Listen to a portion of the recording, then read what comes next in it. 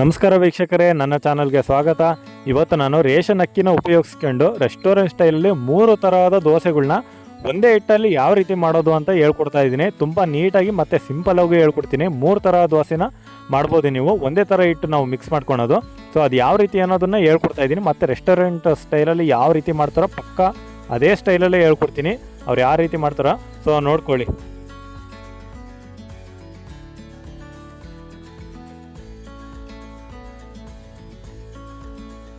ಮೊದಲೇದಾಗಿ ನಾನು ರೇಷನ್ ಅಕ್ಕಿನ ತೊಗೊಂಡಿದ್ದೀನಿ.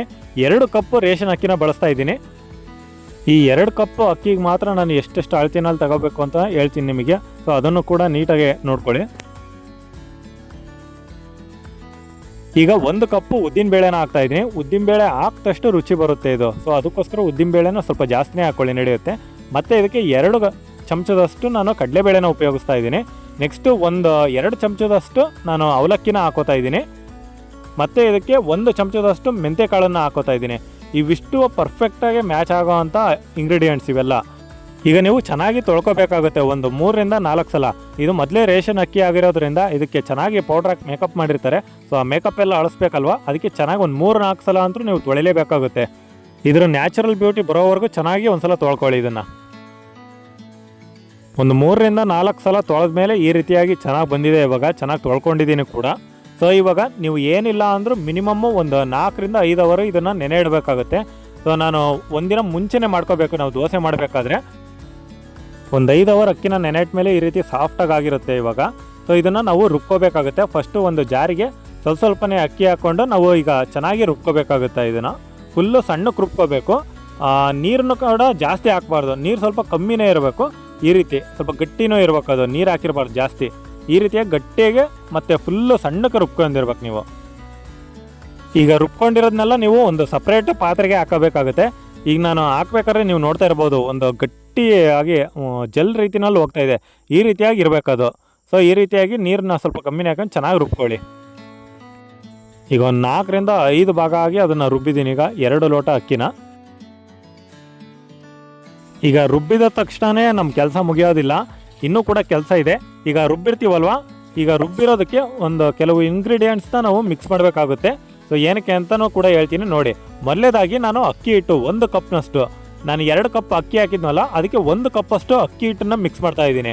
ಸೊ ಏನಕ್ಕೆ ಅಂತಂದರೆ ಕ್ರಿಸ್ಪಿಯಾಗಿ ಹೋಟ್ಲ್ ಸ್ಟೈಲಲ್ಲಿ ಬರುತ್ತಲ್ವ, ಕ್ರಿಸ್ಪಿಯಾಗಿರುತ್ತಲ್ವ ಹೋಟ್ಲಲ್ಲಿ ನಾವು ತಿನ್ಬೇಕಾರೆ. ಮತ್ತು ಇದರ ಸೀಕ್ರೆಟ್ ಕೂಡ ಇದೆಯಾ ಕ್ರಿಸ್ಪಿಯಾಗಿ ಬರೋದು ಹೇಗೆ ಅಂತ ಇದನ್ನೇ ನೋಡ್ಕೊಳ್ಳಿ. ಮತ್ತು ಅಕ್ಕಿ ಹಿಟ್ಟು ಬದಲು ನೀವು ಚಿರೋಟಿ ರವೆನೂ ಸಹಿತ ಬಳಸ್ಬೋದು. ಅದು ಕೂಡ ಒಂದು ಆಪ್ಷನ್ ಇದೆ. ನೀವು ಚಿರೋಟಿ ರವೆ ಬೇಡ ಅಂತಂದರೆ ಅಕ್ಕಿನ ಬಳಸ್ಬೋದು. ಸೊ ನಿಮಗೆ ಯಾವ್ದು ಇಷ್ಟ ಆಗುತ್ತೋ ಅದನ್ನು ಬಳಸಿ. ನಾವು ಅಕ್ಕಿ ಹಿಟ್ಟನ್ನು ಎಷ್ಟು ಸಾಧ್ಯನೋ ಅಷ್ಟು ಮಿಕ್ಸ್ ಮಾಡಬೇಕಾಗುತ್ತೆ ನಾವು. ಸೊ ಅದೆಷ್ಟು ಚೆನ್ನಾಗಿ ಮಿಕ್ಸ್ ಆಗುತ್ತೋ ಅಷ್ಟು ಚೆನ್ನಾಗಿ ಹಿಟ್ಟು ಚೆನ್ನಾಗಿ ಬರುತ್ತೆ. ಇದಕ್ಕೆ ಇವಾಗ 1 ಚಮಚ ಸಕ್ಕರೆನ ಹಾಕೋತಾ ಇದ್ದೀನಿ. ಮತ್ತು 1/4 ಚಮಚ ಉಪ್ಪನ್ನು ಬಳಸ್ತಾ ಇದ್ದೀನಿ. ನೆಕ್ಸ್ಟು ಇದಕ್ಕೆ 1 ಚೂರು ಸೋಡಾನ ಬಳಸ್ತಾ ಇದ್ದೀನಿ. 1/4 ಚಮಚ ಅಂತ ಅಂದ್ಕೊಳ್ಳಿ, 3 ಚಿಟಿಕೆ ಅಷ್ಟು. ಆ ಸೋಡಾ ಏನಕ್ಕಪ್ಪ ಅಂತಂದರೆ ಈ ಚಳಿಗಾಲದಲ್ಲಿ ಇದು ಉಬ್ಬಿ ಬರೋದಿಲ್ಲ. ಸೊ ಅದಕ್ಕೋಸ್ಕರ ನಾವು ಒಂದು ಸ್ವಲ್ಪ ಸೋಡಾ ಹಾಕಿದರೆ ಬೆಳಗ್ಗೆ ಎದ್ದು ನೀವು ನೋಡಿದಾಗ ಉಬ್ಬಿರುತ್ತೆ. ಅದು 8 ಅವರ್ ಬಿಡ್ತೀವಲ್ವ ನಾವು, ಸೊ ಆವಾಗ ಉಬ್ಬಿರುತ್ತೆ, ಚೆನ್ನಾಗಿ ಬರುತ್ತೆ ದೋಸೆನೂ ಕೂಡ. ಸೊ ಅದಕ್ಕೋಸ್ಕರ ಸೋಡಾನ ಹಾಕ್ತಾ ಇದ್ದೀನಿ. ಇದನ್ನು ನೀವು ಬೆಳಗ್ಗೆ ನೀವು ಯಾವಾಗ ಇದನ್ನು ಮಾಡ್ತೀರಲ್ವ ದೋಸೆನ, ಆವಾಗಲೂ ಕೂಡ ಈ ಸಕ್ಕರೆ ಅದನ್ನೆಲ್ಲ ಮಿಕ್ಸ್ ಮಾಡ್ಬೋದು.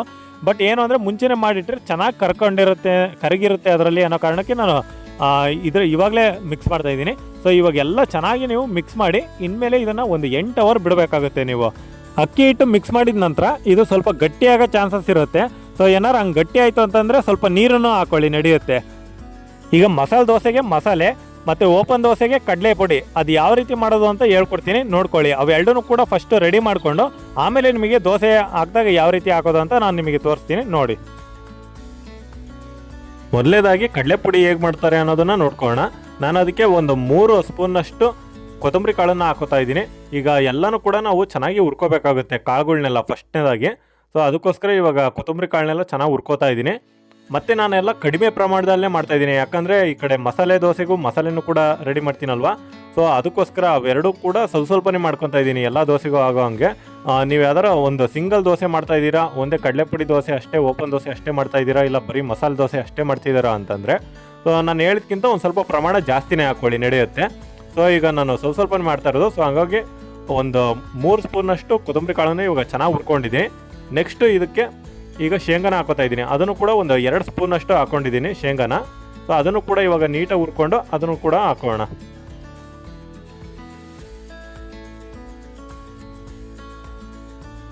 ಈಗ 1 ಸ್ಪೂನು ಉದ್ದಿನಬೇಳೆ ಮತ್ತು 1 ಸ್ಪೂನು ಕಡಲೆಬೇಳೆ ಇವೆರಡನ್ನು ಕೂಡ ಇವಾಗ ಜೊತೆಗೆ ಹಾಕ್ಕೊಂಡು ಚೆನ್ನಾಗಿ ಹುರ್ಕೋಣ. ಅದನ್ನು ಕೂಡ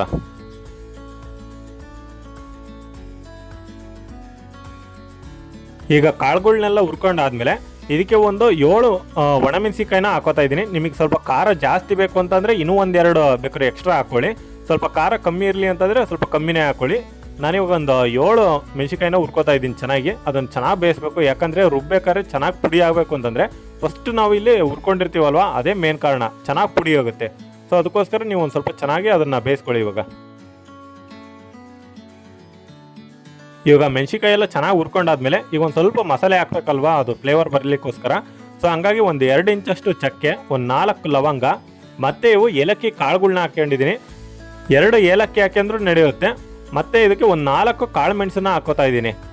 ಇವು ಏಲಕ್ಕಿ ಕಾಳುಗಳು ಹಂಗೆ ಸಿಪ್ಪೆ ಇಲ್ದಂಗೆ ಇದ್ವು. ಸೊ ಹಂಗಾಗಿ ಡೈರೆಕ್ಟಾಗಿ ಅದನ್ನೇ ಹಾಕಿದ್ದೀನಿ ಅಷ್ಟೇ.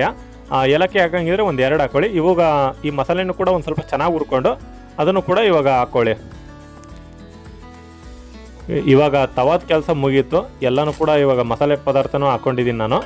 ಸೊ ಇವಾಗ ನೆಕ್ಸ್ಟ್ ಏನು ಮಾಡಬೇಕಪ್ಪ ಅಂತಂದರೆ, ನೀವು ಇವಾಗ ನಾವು ಹುರ್ಕೊಂಡಿರೋಂಥ ಎಲ್ಲ ಐಟಮ್ನು ಹಾಕ್ಕೊಂಡು ಒಂದು ಡ್ರೈ ಜಾರ್ ತಗೊಳ್ಳಿ. ಡ್ರೈ ಜಾರಿಗೆ ಹಾಕ್ಕೊಂಡು ಇವಾಗ ಚೆನ್ನಾಗಿ ನೀವು ಸಣ್ಣ ಪುಡಿ ಆಗೋ ರೀತಿಯಲ್ಲಿ ರುಬ್ಬೇಕಾಗುತ್ತೆ ಅದನ್ನು. ಇವಾಗ ನಾವು ಹುರ್ಕೊಂಡಿರೋಂಥ ಐಟಮ್ಸ್ ಜೊತೆಗೆ ಒಂದು 2 ಚಮಚದಷ್ಟು ಕಡಲೆನ ಹಾಕ್ತಾ ಇದ್ದೀನಿ. ಕಡಲೆನ ಒಂದು ಸ್ವಲ್ಪ ಜಾಸ್ತಿನೇ ಹಾಕ್ಕೊಳ್ಳಿ, ಇನ್ನೂ ನಡೆಯುತ್ತೆ, ಪರವಾಗಿಲ್ಲ. ಮತ್ತು ಒಂದು 1/4 ಚಮಚ ಅರಿಶಿನ ಪುಡಿ, ಒಂದು ಅರ್ಧ ಚಮಚ ಉಪ್ಪನ್ನು ಹಾಕೋತಾ ಇದ್ದೀನಿ. ಸೊ ಇದನ್ನು ಹಾಕ್ಕೊಂಡು ಇವಾಗ ನುಣ್ಣಗೆ ಚೆನ್ನಾಗಿ ರುಬ್ಕೋಬೇಕಾಗುತ್ತೆ ಸಣ್ಣಗೆ ಫುಲ್ಲು. ಈಗ ನೀವು ನೋಡ್ತಾ ಇರ್ಬೋದು ಎಷ್ಟು ಸಣ್ಣಗೆ ಪುಡಿ ಆಗೋ ರೀತಿಯಲ್ಲಿ ನಾನೀಗ ರುಬ್ಕೊಂಡಿದ್ದೀನಿ. ಸ್ವಲ್ಪ ಕಡ್ಲೆನೂ ಕೂಡ ನೀವು ಜಾಸ್ತಿ ಹಾಕ್ಕೊಳ್ಳಿ, ಇನ್ನೂ ಟೇಸ್ಟ್ ಚೆನ್ನಾಗೇ ಇರುತ್ತೆ, ಪರವಾಗಿಲ್ಲ. ಸೊ ಇವಾಗ ಕಡಲೆ ಪುಡಿ ಇಲ್ಲಿಗೆ ರೆಡಿ ಆಯಿತು. ಈಗ ಸಪ್ರೇಟು ಈ ಬೌಲಿಗೆ ಹಾಕೋತಾ ಇದ್ದೀನಿ ನಾನು, ಯಾಕಂದರೆ ಇದರಲ್ಲೇ ಇವಾಗ ನಾನು ಮಸಾಲೆನೂ ಕೂಡ ರುಬ್ಕೋಬೇಕಾಗುತ್ತೆ. ಈಗ ಮಸಾಲೆ ದೋಸೆಗೆ ಮಸಾಲೆ ಹೇಗೆ ಮಾಡೋದು ಅನ್ನೋದನ್ನು ನೋಡ್ಕೊಳ್ಳೋಣ ಬನ್ನಿ. ಮೊದಲನೇದಾಗಿ ಚಟ್ನಿ ಮಾಡಲಿಕ್ಕೆ ನಾನು ಒಂದು 8 ಒಣಮೆಣಸಿಕಾಯಿನ ಬಳಸ್ತಾ ಇದ್ದೀನಿ. ಫಸ್ಟ್ ಇದನ್ನು ನಾವು ನೀರಲ್ಲಿ ನೆನೆ ಇಡಬೇಕು, ಯಾಕಂದರೆ ರುಬ್ಬೇಕಾದ್ರೆ ಚೆನ್ನಾಗಿ ಪೇಸ್ಟ್ ಆಗಬೇಕಲ್ವಾ. ಸೊ ಅದಕ್ಕೋಸ್ಕರ ಒಂದು ಸ್ವಲ್ಪ ನೆನೆದ್ರೆ ಇದು ಚೆನ್ನಾಗಿ ಪೇಸ್ಟ್ ಆಗಿ ಬರುತ್ತೆ. ಸೊ ಅದಕ್ಕೋಸ್ಕರ ನಾನು ಇವಾಗ ನೀರಲ್ಲಿ ಹಾಕ್ಕೊಂಡು ಒಂದು 5 ನಿಮಿಷ ನೆನೆ ಇಡ್ತಾ ಇದ್ದೀನಿ ಇದನ್ನು. ಈಗ ಒಂದು ಜಾರಿಗೆ ಚಟ್ನಿ ಮಾಡಲಿಕ್ಕೆ ಒಂದು ಮೀಡಿಯಮ್ ಸೈಜು ಈರುಳ್ಳಿನ ಹೆಚ್ಕೊಂಡಿದ್ದೀನಿ, ಮತ್ತು ಒಂದು 3 ಬೆಳ್ಳುಳ್ಳಿನ ಬಳಸ್ತಾ ಇದ್ದೀನಿ, ಜವರಿ ಬೆಳ್ಳುಳ್ಳಿನ. ಮತ್ತು ಶುಂಠಿ ಏನು ಹಾಕುವಂಥ ಅವಶ್ಯಕತೆ ಇರೋದಿಲ್ಲ, ಇದಕ್ಕೆ ಶುಂಠಿ ಏನು ಬೇಕಾಗಿಲ್ಲ. ಸೊ ಬೆಳ್ಳುಳ್ಳಿ ಒಂದು ಹಾಕಿದ್ರೆ ಸಾಕು. ನೆಕ್ಸ್ಟ್ ಇವಾಗ ನಾನು ಒಂದು 5 ನಿಮಿಷ ನೆನೆ ಇಟ್ಕೊಂಡಿದ್ನಲ್ಲ ಒಣಮೆಣಸಿಕಾಯಿ, ಇವಾಗ ಅದನ್ನು ಹಾಕೋತಾ ಇದ್ದೀನಿ. ನೆಕ್ಸ್ಟ್ ಒಂದು 2 ಚಮಚ ಬೆಳಗಡ್ಲೆನ ಹಾಕೋತಾ ಇದ್ದೀನಿ ಇದಕ್ಕೆ. ನೆಕ್ಸ್ಟ್ ಒಂದು ಅರ್ಧ ಚಮಚದಷ್ಟು ಜೀರಿಗೆನ ಹಾಕೋತಾ ಇದ್ದೀನಿ. ಮತ್ತು 1 ಇಂಚಷ್ಟು ನಾನು ಹುಣಸೆಹಣ್ಣನ್ನು ಹಾಕೋತಾ ಇದ್ದೀನಿ. ನೀವು ಬೆಲ್ಲ ಬೇಕಾದ್ರೂ ಉಪಯೋಗಿಸಬಹುದು, ನಡೆಯುತ್ತೆ. ನಾನು ಹುಣಸೆಹಣ್ಣು ಹಾಕ್ತಾ ಇದ್ದೀನಿ ಸ್ವಲ್ಪ ಹುಳಿ ಇರಲಿ ಚೆನ್ನಾಗಿ ಅಂತ. ನೆಕ್ಸ್ಟ್ ಇದಕ್ಕೆ ಒಂದು ಅರ್ಧ ಚಮಚ ಉಪ್ಪನ್ನ ಹಾಕೋತಾ ಇದ್ದೀನಿ. ಇವಾಗ ಹಾಕ್ಕೊಂಡು ಅದಕ್ಕೆ ನೀರು ಹಾಕ್ಕೊಂಡು ಸ್ವಲ್ಪ ಚೆನ್ನಾಗಿ ಪೇಸ್ಟ್ ಮಾಡ್ಕೊಂಡಿದ್ದೀನಿ ಗಟ್ಟಿಯಾಗಿ. ಸೊ ಈ ಹೋಟ್ಲಲ್ಲಿ ಸ್ವಲ್ಪ ನೀರಾಗಿ ತೆಳುವಾಗಿ ಮಾಡ್ತಾರೆ ಮಸಾಲೆನ. ಸೊ ನಾನೀಗ ಮನೇಲಿ ಮಾಡ್ತಾ ಇರೋದಲ್ವ, ಸೊ ಹಂಗಾಗಿ ನಾನು ಸ್ವಲ್ಪ ದಪ್ಪನಾಗೆ ರುಬ್ಕೊಂಡಿದ್ದೀನಿ ಇದನ್ನು ಗಟ್ಟಿಯಾಗಿ. ಯಾವುದೇ ಥರ ಫುಲ್ ತೆಳುವಾಗಿ ಏನು ಮಾಡ್ಕೊಂಡಿಲ್ಲ. ನೀವು ದೋಸೆನ ಜಾಸ್ತಿ ಮಾಡೋರಿದ್ದರೆ ಸ್ವಲ್ಪ ನೀರು ಹಾಕ್ಕೊಂಡು ಸ್ವಲ್ಪ ತೆಳುವಾಗೇ ಮಾಡ್ಕೊಳ್ಳಿ, ದೋಸೆಗಳಿಗೆ ಆಗಬೇಕಲ್ವ, ಎಲ್ಲದಕ್ಕೂ ಈಡು ಬರಬೇಕು. ಈಗ ಈರುಳ್ಳಿ ದೋಸೆಗೂ ಏನೇನು ಹಾಕ್ತೀವಿ ಅನ್ನೋದನ್ನು ನೋಡ್ಕೊಳ್ಳೋಣ. ತುಂಬ ಸಿಂಪಲ್ ಇದು. ಜಸ್ಟ್ ಒಂದು ಈರುಳ್ಳಿನ ನಾನು ಒಂದು 2 ಮೀಡಿಯಮ್ ಸೈಜ್ ಈರುಳ್ಳಿನ ಫುಲ್ಲು ಚಾಪ್ಡಾಗಿ ಸಣ್ಣ ಕಟ್ ಮಾಡ್ಕೊಂಡಿದ್ದೀನಿ. ಮತ್ತು ಒಂದು 2 ಹಸಿಮೆಣಸಿಕಾಯಿನ ಈ ರೀತಿ ಫುಲ್ ಅದನ್ನು ಕೂಡ ಚಾಪ್ಡಾಗೆ ಕಟ್ ಮಾಡ್ಕೊಂಡಿದ್ದೀನಿ. ನೆಕ್ಸ್ಟ್ ಒಂದು ಸ್ವಲ್ಪ ಕೊತ್ತಂಬರಿನೂ ಕೂಡ ಕಟ್ ಮಾಡ್ಕೊಂಡಿದ್ದೀನಿ. ಇವಾಗ ಇವು 3ನ ಹಾಕ್ಕೊಂಡು ಮಿಕ್ಸ್ ಮಾಡಬೇಕಾಗುತ್ತೆ ಚೆನ್ನಾಗಿ. ಈಗ ಅದರ ಜೊತೆ ಒಂದು ಅರ್ಧ ಚಮಚ ಜೀರಿಗೆನ ಬಳಸ್ತಾ ಇದ್ದೀನಿ. ನೆಕ್ಸ್ಟು ಒಂದು ಸ್ವಲ್ಪ ಉಪ್ಪನ್ನು ಹಾಕೋತಾ ಇದ್ದೀನಿ ನಾನು. ಸೊ ಇವಾಗ ಇದಿಷ್ಟೂ ಕೂಡ ನೀವು ಕೈಯಲ್ಲೇ ಚೆನ್ನಾಗಿ ನೀಟಾಗಿ ಕಲಿಸ್ಬೇಕಾಗುತ್ತೆ. ಸೇಮ್ ದೊಡ್ಡಣ್ಣ ಅವರು ಯುವದೋಪ ಮಾಡ್ತಾರಲ್ವ ಆ ರೀತಿ ಚೆನ್ನಾಗಿ ಮಿಕ್ಸ್ ಮಾಡ್ಬೇಕು ನೀವು. ಹಿಂಗಾದರೆ ಈರುಳ್ಳಿ ದೋಸೆ ಒಂದು ಫ್ಲೇವರು ಟೇಸ್ಟು ಎರಡೂ ಕೂಡ ಚೆನ್ನಾಗಿ ಬರುತ್ತೆ. ಈಗ ಈರುಳ್ಳಿ ಕೂಡ ರೆಡಿಯಾಗಿದೆ. ಇವಾಗ ನಾವು ದೋಸೆ ಮಾಡೋದು ಹೇಗೆ ಅನ್ನೋದನ್ನು ನೋಡ್ಕೊಳ್ಳೋಣ. ಸ್ಟೆಪ್ ಬೈ ಸ್ಟೆಪ್ ಚೆನ್ನಾಗಿ ಹೇಳ್ತೀನಿ, ನೋಡ್ಕೊಳ್ಳಿ ನೀವು ಕೂಡ. ದೋಸೆ ಹಿಟ್ಟಂದ್ರೂ ಸಖತ್ತಾಗಿ ಬಂದಿದೆ. ನಾನು ಸೋಡಾ ಪುಡಿ ಹಾಕಿದ್ದೆ ಸ್ವಲ್ಪ ದಪ್ಪನ ಉಬ್ಬಲಿ ಅಂತ, ನೋಡಿ ಯಾವ ರೀತಿ ಉಬ್ಬಿ ಸ್ವಲ್ಪ ಚೆನ್ನಾಗಿ ಬಂದಿದೆ ಅಂತ. ಸೊ ಈ ಚಳಿಗಾಲದಲ್ಲಿ ಒಂದು ಸ್ವಲ್ಪ ಉಬ್ಬಬೇಕು ಅಂತಂದರೆ ನೀವು ಸೋಡಾ ಪುಡಿ ಹಾಕಲೇಬೇಕಾಗುತ್ತೆ. ಸೊ ಇವಾಗ ನಾನು ಚೆನ್ನಾಗಿ ಮಿಕ್ಸ್ ಮಾಡ್ತಾಯಿದ್ದೀನಿ, ಫುಲ್ ಗಟ್ಟಿಯಾಗಿದೆ. ಈಗ ನಾವು ಸ್ವಲ್ಪ ನೀರನ್ನು ಹಾಕೊಳ್ಳೋಣ ಇದಕ್ಕೆ. ಈಗ ನೀರನ್ನು ನಾವು ಎಷ್ಟು ಪ್ರಮಾಣದಲ್ಲಿ ಹಾಕೋಬೇಕು ಅಂತಂದರೆ, ಮತ್ತು ಕಾವೇರಿ ಡ್ಯಾಮು ಹರಿದೋಗುತ್ತಲ್ಲ ಆ ರೀತಿ ಅಷ್ಟೊಂದೇನು ಹಾಕೋಣ ಅವಶ್ಯಕತೆ ಇರೋದಿಲ್ಲ. ಸ್ವಲ್ಪನೇ ಹಾಕೋ ಅಂತ ನೀವು ನೋಡ್ಕೋಬೋದು. ಸ್ವಲ್ಪನೇ ನೀರು ಹಾಕ್ಕೊಂಡು ಅದನ್ನು ಚೆನ್ನಾಗಿ ಮಿಕ್ಸ್ ಮಾಡ್ತಾ ಹೋಗಿ. ಅದು ಪೂರ್ತಿ ತೆಳುವಾಗೂ ಆಗಿರಬಾರ್ದು, ಫುಲ್ಲು ಗಟ್ಟಿನೂ ಇರಬಾರ್ದು. ಈ ರೀತಿಯಾಗಿ ಇರಬೇಕು. ಇನ್ನೂ ಕಮ್ಮಿ ಆಯಿತು ಅಂದರೆ ಮತ್ತೊಂದು ಸ್ವಲ್ಪ ನೀರು ಹಾಕ್ಕೊಳ್ಳಿ, ಇನ್ನೂ ಗಟ್ಟಿನೇ ಇತ್ತು ಅಂತಂದರೆ. ಇವಾಗ ನಾನು ವೀಡಿಯೋದಲ್ಲಿ ತೋರಿಸ್ತಾ ಇದ್ದೀನಲ್ಲ ಅದೇ ರೀತಿ ನೋಡ್ಕೊಳ್ಳಿ, ನಿಮಗೂ ಕೂಡ ಒಂದು ಐಡಿಯಾ ಬರುತ್ತೆ. ಇವಾಗ ನಾವು ದೋಸೆ ಹಂಚ ಮೇಲೆ ಈ ಹಿಟ್ಟನ್ನು ಒಯ್ದಾಗ ಫಸ್ಟ್ನೇದಾಗಿ ಎಲ್ಲರಿಗೂ ಗೊತ್ತಿರುತ್ತೆ, ಎಲ್ಲರ ಮನೆಯಲ್ಲೂ ಆ ದೋಸೆಗೆ ಫಸ್ಟು ಅಂಟು ಬಿಡ್ತಾವೆ ಆ ತವಾಗೆ. ಅದರಲ್ಲೂ ಯಾರು ಫಸ್ಟ್ ಟೈಮ್ ದೋಸೆ ಮಾಡ್ತಿರ್ಕಂದ್ರೂ ತಲೆ ಕೆಟ್ಟೋಗ್ಬಿಡುತ್ತೆ ಅದು ಅಂಟ್ಕೊಳ್ಳೋದು ನೋಡಿ. ಸೊ ಅದಕ್ಕೊಂದು ಸಿಂಪಲಾಗಿ ಟಿಪ್ಸು ಸಹಿತ ಹೇಳ್ಕೊಡ್ತಾ ಇದ್ದೀನಿ, ಯಾವ ರೀತಿ ಮಾಡೋದು. ಇದನ್ನು ನಾವು ತವ ಅಂಟ್ಲಿಲ್ಲ ಹಂಗೆ ಚೆನ್ನಾಗಿ ದೋಸೆ ಬರಬೇಕು ಅಂತಂದರೆ ಯಾವ ರೀತಿ ಮಾಡಬೇಕು ಅಂತ ನಾನು ಅದನ್ನು ಕೂಡ ಹೇಳ್ಕೊಡ್ತೀನಿ, ನೋಡ್ಕೊಳ್ಳಿ. ಮೊದಲೇದಾಗಿ ಸ್ವಲ್ಪ ತವ ಬಿಸಿಯಾದ ನಂತರ ಒಂದು ಬಟ್ಟೆನಲ್ಲಿ ಚೆನ್ನಾಗಿ ಒರೆಸ್ಕೋಬೇಕಾಗುತ್ತೆ ನೀರು ಹಾಕ್ಕೊಂಡು. ಈಗ ಬಟ್ಟೆನಲ್ಲಿ ಒರೆಸಿದ ನಂತರ ನೀವು ಒಂದು ಈರುಳ್ಳಿನ ಅರ್ಧ ಭಾಗ ಆಗಿ ಕಟ್ ಮಾಡಿಕೊಂಡು ಆ ಈರುಳ್ಳಿನ ಈ ರೀತಿ ಚೆನ್ನಾಗಿ ಸವರಬೇಕಾಗುತ್ತೆ ಮೇಲೆ. ಫುಲ್ಲು ಆ ಈರುಳ್ಳಿ ಏನಿರುತ್ತಲ್ವ ನೀರು ಅದೆಲ್ಲ ಹೋಗ್ಬೇಕು, ಅದರಲ್ಲಿ ನಿಮಗೆ ಶೈನಿಂಗ್ ಬರುತ್ತೆ ಅದು ತವ ಕೂಡ. ಸೊ ಅಲ್ಲಿವರೆಗೂ ನೀವು ಚೆನ್ನಾಗಿ ತಿಕ್ಕಬೇಕಾಗುತ್ತೆ. ಅದನ್ನು ನೀರು ಹಾಕ್ಕೊಂಡು ಒಂದು ಸ್ವಲ್ಪ ಎಣ್ಣೆ ಹಾಕ್ಕೊಂಡು ಒಟ್ಟಿನಲ್ಲಿ ನೀವು ಮಾಡಬೇಕು, ಅದನ್ನು ಚೆನ್ನಾಗಿ ತಿಕ್ಕಬೇಕಾಗುತ್ತೆ ತವಾನ.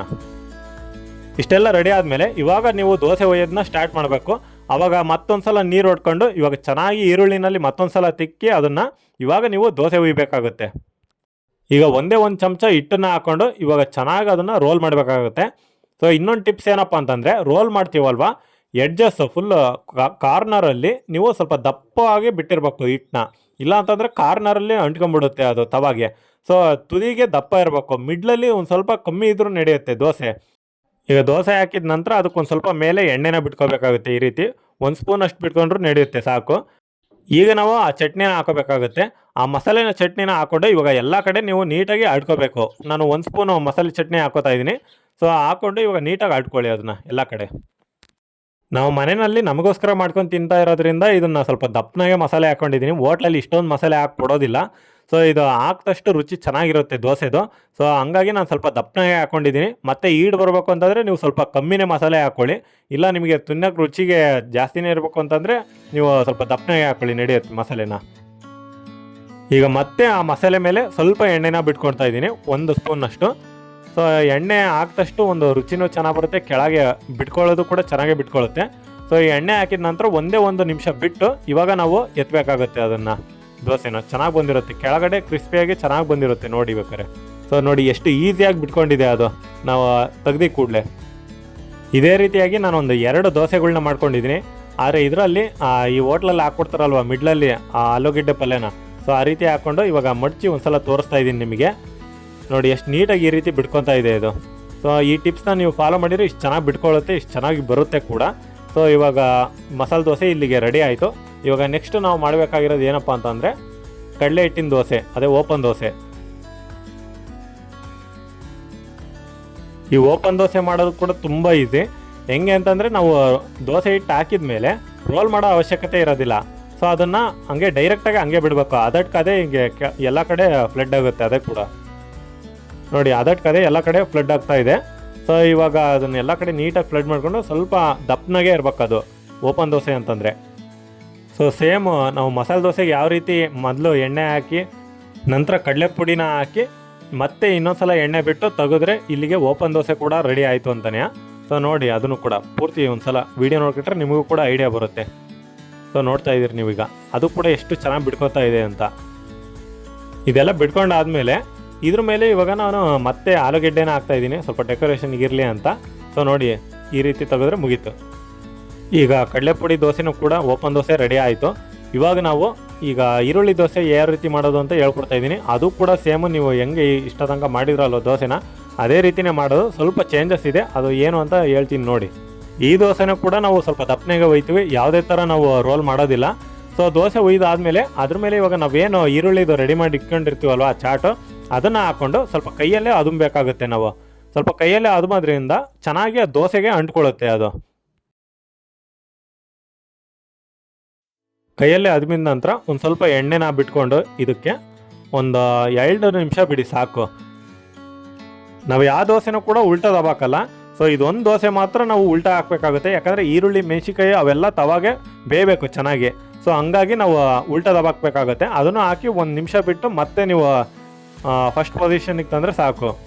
ಹಿಂದ್ಗಡೆ ನಾನು ತಿರುಗಿಸ್ದಾಗ ನೀವು ನೋಡಿರ್ಬೋದು ಎಷ್ಟು ಚೆನ್ನಾಗಿತ್ತು ಅಂತ, ಅದು ಚೆನ್ನಾಗಿ ಬೆಂದಿದೆ ಅಂತ. ಸೊ ಈ 3 ದೋಸೆಗಳ ಕತೆ ಮುಕ್ತಾಯ ಆಯಿತು. ಇಷ್ಟು ಕಷ್ಟಪಟ್ಟು ರೆಸ್ಟೋರೆಂಟ್ ಸ್ಟೈಲಲ್ಲಿ 3 ದೋಸೆಗಳ್ನ ಒಂದೇ ಟೈಮಲ್ಲಿ ತೋರಿಸಿದ್ದೀನಿ. ಸೊ ಈ ನನ್ನ ಕಷ್ಟಕ್ಕೋಸ್ಕರ ಒಂದು ಸಬ್ಸ್ಕ್ರೈಬು ಮತ್ತು ಒಂದು ಲೈಕಾರ ಕೊಡಿ ಸಾಕು, ನಮ್ಮ ಅಷ್ಟೇ ಕೇಳೋದು ನಿಮ್ಮಿಂದ.